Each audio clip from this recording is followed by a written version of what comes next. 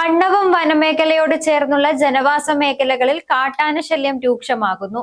പന്ന്യോട്ട്, വെളുമ്പത്ത് തുടങ്ങിയ പ്രദേശങ്ങളിലുള്ളവരാണ് കാട്ടാന ശല്യത്താൽ പൊറുതിമുട്ടിയിരിക്കുന്നത്.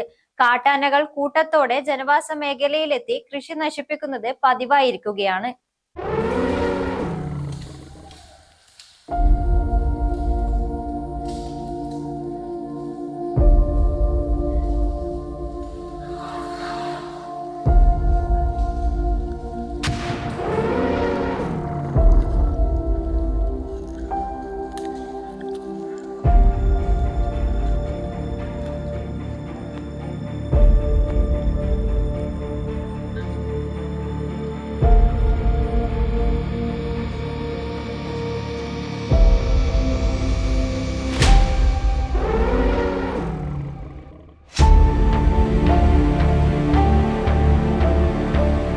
ഇവിടെ ഇപ്പം സ്ഥിരമായി ഇപ്പം ആന കൂട്ടത്തോടെ 10 രൂപ ഉണ്ടാവും ഏകദേശം.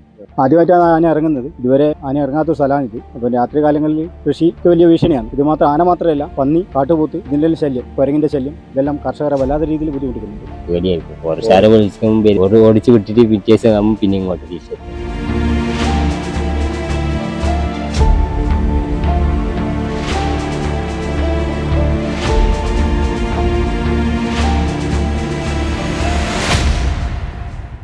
കണ്ണവം വനമേഖലയോട് ചേർന്നുള്ള പന്ന്യോട്, അതിർകുഴി, വെളുമ്പത്ത്, കാണിയൂർ തുടങ്ങിയ പ്രദേശങ്ങളിലാണ് കാട്ടാന ശല്യം രൂക്ഷമായിരിക്കുന്നത്. ജനവാസ മേഖലയിലേക്ക് കൂട്ടത്തോടെ എത്തുന്ന കാട്ടാനകൾ വ്യാപകമായി കൃഷി നശിപ്പിക്കുന്നത് പതിവായിരിക്കുകയാണ്. തെങ്ങ്, കവുങ്ങ്, വാഴ തുടങ്ങിയ കൃഷികളാണ് നശിപ്പിക്കുന്നത്.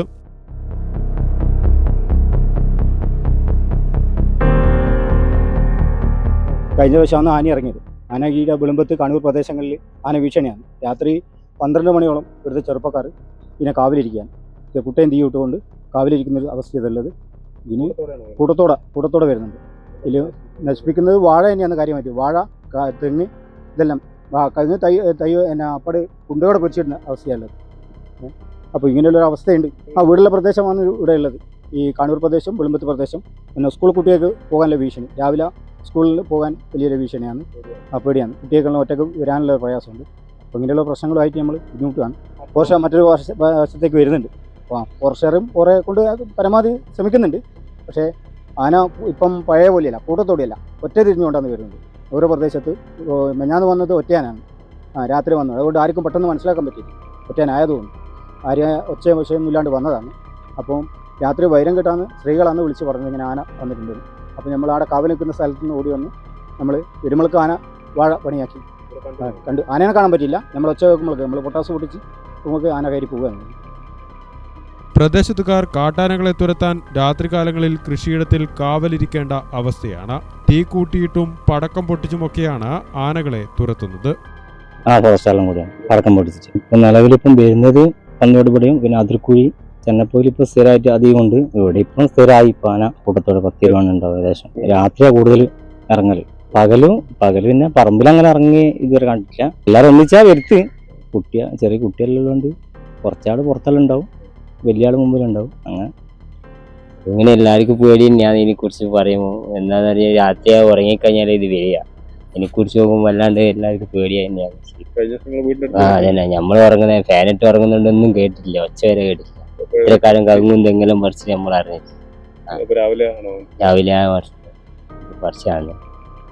കുട്ടികളെല്ലാം ഉള്ളതുണ്ട്. എന്നിട്ടും നമ്മൾ എങ്ങനെയൊക്കെ ഉണ്ടെന്ന് കഴിഞ്ഞാൽ പേടിയായിരിക്കും. ഫോറസ്റ്റുകാരെ വിളിക്കുമ്പോൾ വരുന്നല്ലാണ്ട് ഓടിക്കുന്ന പിന്നെയും വരും, തിരിച്ചു വരും. ഓടിച്ച് വിട്ടിട്ട് പിറ്റേസ് നമ്മൾ പിന്നെ ഇങ്ങോട്ട് തിരിച്ചെത്തും. അങ്ങനെയാണ്. വനംവകുപ്പ് ഉദ്യോഗസ്ഥരും നാട്ടുകാരും ചേർന്ന് ആനകളെ തുരത്തുന്നുണ്ടെങ്കിലും വീണ്ടും എത്തുന്ന അവസ്ഥയാണ്. ജനവാസ മേഖലയിലേക്ക് ആനകൾ ഇറങ്ങുന്നത് ജനങ്ങളെ ഭീതിയിലാക്കിയിട്ടുണ്ട്. ഗ്രാമിക ന്യൂസ്, കൂത്തുപറമ്പ്.